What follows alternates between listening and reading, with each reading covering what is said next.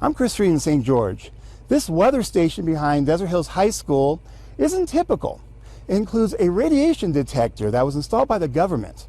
It's a reminder of the nuclear test fallout that fell in this area when the nuclear age began 70 years ago.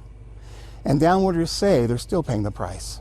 I was out in the yard with my brother, and I thought it was a flying saucer. Ran to the house to tell my mother, and by the time we came outside, it was dissipated into a cloud. So, yeah, affected my whole family's life. Claudia lost sisters, parents, aunts, and her child because of cancer she says came from the fallout. Her daughter Bethany was 6 years old. As part of the so-called Big Beautiful Bill, the Radiation Exposure Compensation Act, or RECA, was revived after dying a year ago. It compensates people and their families who dealt with illnesses from government atomic testing and mining.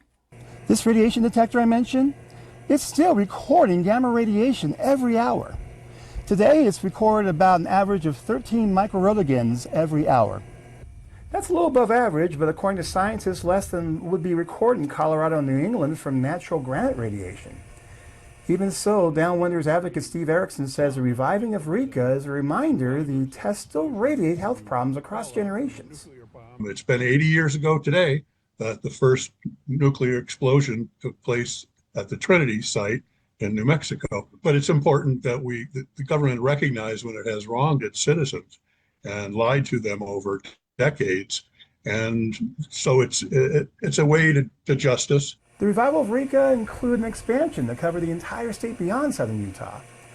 Salt Lake City native Mary Dixon lost her thyroid in her 20s to cancer. Take a lesson and pay heed to the stories of those of us who have paid the price of the Cold War arms race. Claudia tells northern Utah downwinders applying for compensation for the first time not to be afraid of the process. Look deep into their family histories as compensation is retroactive. But it's the next generation that Claudia worries about.